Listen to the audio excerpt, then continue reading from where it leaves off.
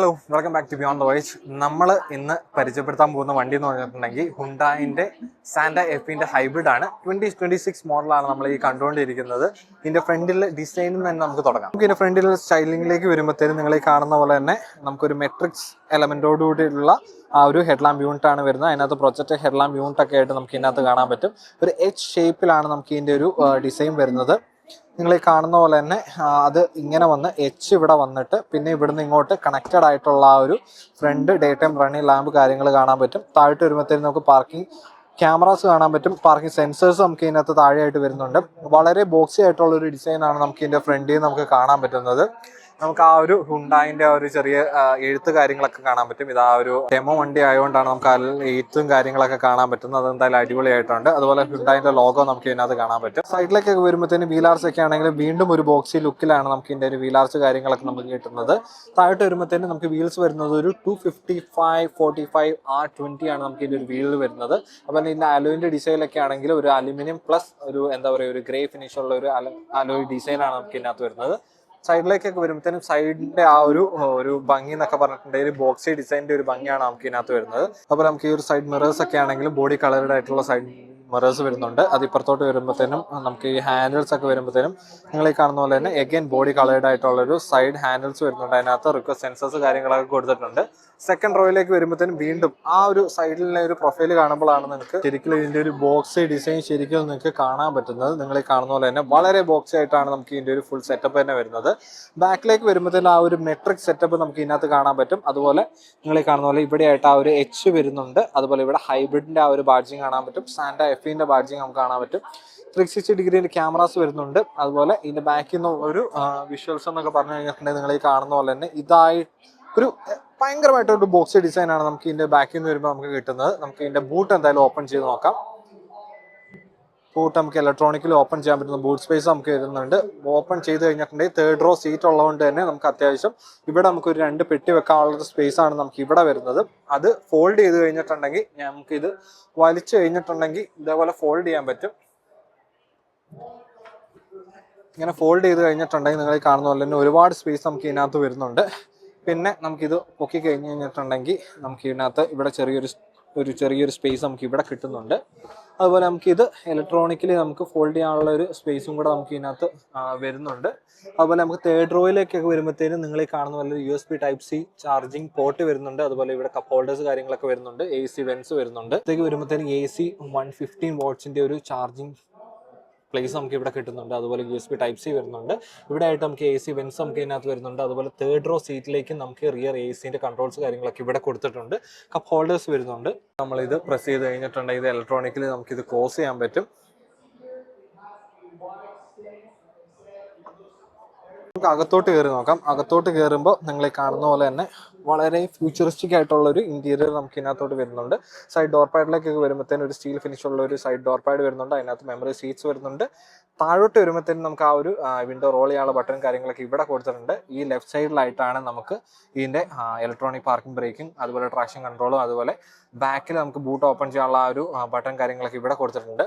അതുപോലെ സ്റ്റിയറിംഗിലേക്ക് വരുമ്പോഴത്തേനും നിങ്ങൾ ഈ കാണുന്ന പോലെ തന്നെ ഒരു സർക്കുലർ സ്റ്റിയറിംഗ് ആണ് വരുന്നത്. അതിനകത്ത് നമുക്ക് ഈ ഒരു ലെഫ്റ്റ് സൈഡിലായിട്ട് നമുക്ക് ഇതിനകത്ത് ക്രൂയിസ് കൺട്രോളിൻ്റെ ബട്ടൺ കാണാൻ പറ്റും. അതുപോലെ ഇതിൻ്റെ റൈറ്റ് സൈഡിലായിട്ട് നമുക്ക് വോളിയം കൺട്രോൾസ് കാണാൻ പറ്റും. നടുക്കായിട്ട് ഇതുപോലെയാണ് നമുക്ക് ഇതിൻ്റെ ഒരു സ്പേസ് കിട്ടുന്നത്. ഇതിപ്പോൾ വണ്ടി ഓഫാണ്, അതുകൊണ്ടാണ് നമുക്ക് ഈ ഒരു സ്റ്റിയറിംഗ് ഇങ്ങോട്ട് തിരിച്ചു വെച്ചേക്കുന്നത് ആ ഒരു സ്റ്റൈലിംഗ് കിട്ടാൻ വേണ്ടി.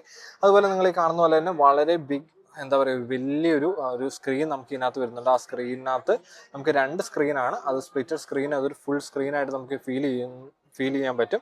അതുപോലെ ഇപ്പുറത്തേക്ക് വരുമ്പോഴത്തേക്കും എഞ്ചിൻ സ്റ്റാർട്ട് സ്റ്റോപ്പ് ബട്ടൺ വരുന്നുണ്ട്. ഇതാണ് നമുക്ക് ഇതിൻ്റെ ഒരു ഗിയർ ലിവർ നമുക്ക് വരുന്നത്. കുറച്ച് ഹിഡൻ ആണ്, പക്ഷേ ഇത് നമ്മളിവിടെ പ്രസ് ചെയ്ത് കഴിഞ്ഞിട്ടുണ്ടെങ്കിൽ നമുക്ക് പാർക്കാവും. അതുപോലെ ഇത് ട്വിസ്റ്റ് ചെയ്യുന്നതിനനുസരിച്ച് നമുക്ക് ഗിയറിൻ്റെ സെലക്ടേഴ്സ് കാര്യങ്ങളൊക്കെ നമുക്ക് മാറ്റാൻ പറ്റും. ഇപ്പുറത്തേക്ക് വരുമ്പോഴത്തേനും നടുക്കായിട്ടാണ് നമുക്ക് ഇതിൻ്റെ ഒരു ACന്റെ കൺട്രോൾസ് കാര്യങ്ങൾ കാണാൻ പറ്റുന്നത്. ഇതൊരു സ്ക്രീൻ നമുക്ക് ഇതിനകത്ത് വരുന്നുണ്ട്. അതുപോലെ നമുക്ക് അതിൻ്റെ കൺട്രോൾസ് കാര്യങ്ങളൊക്കെ ഫിസിക്കൽ ബട്ടൺസ് നമുക്ക് ഇതിനകത്ത് വരുന്നുണ്ട്. അതല്ലാണ്ട് നമുക്ക് ഇതിനകത്ത് സ്ക്രീനിനകത്താണെങ്കിലും അഡ്ജസ്റ്റ്മെൻറ്റ് കാര്യങ്ങളൊക്കെ നമുക്ക് ചെയ്യാൻ പറ്റും. താഴോട്ട് വരുമ്പോഴത്തേനും നമുക്കിവിടെ ചാർജിങ് പോർട്ട് കാര്യങ്ങളൊക്കെ നമുക്കിവിടെ കിട്ടുന്നുണ്ട്. NFC സ്പീഡായിട്ട് നമുക്ക് ചാർജ് ചെയ്യാൻ പറ്റുന്ന ആ ഒരു സ്പേസ് നമുക്കിവിടെ കാണുന്നുണ്ട്. അതുപോലെ 2 USB Type-Cൻ്റെ ചാർജിങ് പോർട്ട്സ് നമുക്ക് ഇതിനകത്ത് വരുന്നുണ്ട്. താഴോട്ട് വരുമ്പോഴത്തേനും ഇവിടെ ഒരു കപ്പ് ഹോൾഡേഴ്സ് നമുക്ക് ഇതിനകത്ത് വരുന്നുണ്ട്. അതുപോലെ നമുക്കിത് ഓപ്പൺ ചെയ്ത് കഴിഞ്ഞിട്ടുണ്ടെങ്കിൽ ആംബ്രസ്റ്റ് വരുന്നുണ്ട്. ആംബ്രസ്റ്റിനകത്ത് നമുക്ക് ലൈറ്റ്സ് കാര്യങ്ങളൊക്കെ വരുന്നുണ്ട്. അത്യാവശ്യം ഡീപ്പായിട്ടുള്ള ഒരു ആംബ്രസ്റ്റാണ് നമുക്ക് ഇതിനകത്ത് വരുന്നത്. അതുപോലെ ഈ ഒരു പാസഞ്ചർ സൈഡിലേക്കൊക്കെ വരുമ്പോഴത്തേനും നിങ്ങൾ കാണുന്ന പോലെ തന്നെ ആ ബോക്സി ഡിസൈൻ മൊത്തത്തിൽ നമുക്ക് ഇതിനകത്ത് കൊടുത്തേക്ക് നമുക്ക് കാണാൻ പറ്റും. ഇതാണ് നമ്മുടെ ഇതിൻ്റെ ഒരു ഗ്ലോ ബോക്സ് വരുന്നത്. അത്യാവശ്യം ഡീസൻറ്റ് സ്പേസ് നമുക്ക് ഇതിനകത്ത് വരുന്നുണ്ട്. അതുപോലെ ഈ മേളിലോട്ട് നമ്മൾ ഇത് പ്രസ് ചെയ്ത് കഴിഞ്ഞിട്ടുണ്ടെങ്കിൽ ഇവിടെ ഒരു സ്പേസ് നമുക്ക് ഇതിനകത്ത് വരുന്നുണ്ട്. ലൈറ്റ് കാര്യങ്ങളൊക്കെ ഇവിടെ കൊടുത്തിട്ടുണ്ട്. ഇതുപോലെയാണ് ഇതിൻ്റെ ഒരു ഇന്റീരിയർ നമുക്ക് കിട്ടുന്നത്. അതുപോലെ ഈ സീറ്റ്സ് ഒക്കെ ആണെങ്കിലും അപ്പോൾസ്റ്ററി ഒക്കെ ആണെങ്കിലും മീൻസ് ഇതിൻ്റെ ഒരു ഫീലൊക്കെ ആണെങ്കിലും ലെതർ ഫിനിഷ് ഒക്കെ ആണെങ്കിലും നല്ല അടിപൊളിയായിട്ടുള്ള ലെതർ ഫിനിഷ് നമുക്ക് ഇതിനകത്ത് വരുന്നുണ്ട്. ആ എച്ചിൻ്റെ ആ ഒരു ബാഡ്ജിങ് ഇവിടെ നമുക്ക് കാണാൻ പറ്റും.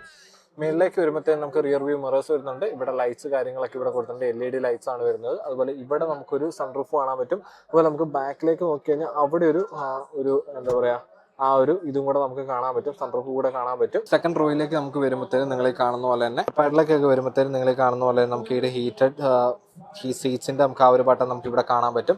അതുപോലെ നമുക്ക് സൺവൈസർ കാര്യങ്ങളൊക്കെ നമുക്ക് ഇതിനകത്ത് വരുന്നുണ്ട്. അതിനകത്ത് കപ്പ് ഹോൾഡേഴ്സ് ഒക്കെ ആയിട്ട് ഇവിടെ വരുന്നുണ്ട്. ഒരു ബാക്ക് സീറ്റ് ഒക്കെ ആണെങ്കിലും വളരെ കംഫി ആയിട്ടുള്ള സീറ്റ്സ് ആണ് നമുക്ക് ഇതിനകത്ത് വരുന്നത്. അകത്തോട്ട് കയറി കഴിഞ്ഞിട്ടുണ്ടെങ്കിൽ ഇപ്പൊ സീറ്റ്സ് ഏറ്റവും ബാക്കിലേക്കായിട്ടാണ് ഇട്ടേക്കുന്നത്. എന്നിട്ട് നമുക്ക് അത്യാവശ്യം ഡീസെന്റ് ആയിട്ട് ഇരിക്കാൻ പറ്റുന്ന ഒരു സ്പേസ് ഇവിടെ വരുന്നുണ്ട്. ഫുൾ ബാക്കിലേക്കാണ്. എന്നിട്ടാണെങ്കിൽ നമുക്ക് ഇത്രയൊരു സ്പേസ് നമുക്ക് ഇവിടെ കിട്ടുന്നുണ്ട്.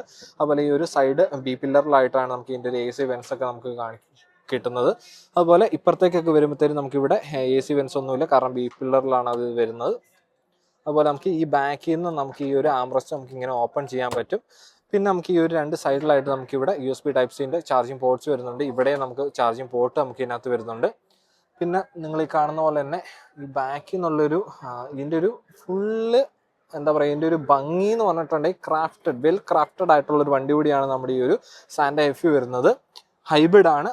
അതുപോലെ നിങ്ങൾക്ക് ഇവിടെ ആയിട്ട് നമുക്ക് അത്യാവശ്യം എന്താ പറയുക ഒരു ഫയലൊക്കെ വെക്കാൻ പറ്റുന്ന ഒരു സ്പേസ് ഇവിടെ വരുന്നുണ്ട്. സീറ്റ്സ് ഒക്കെ ആണെങ്കിലും വളരെ കംഫിയാണ്.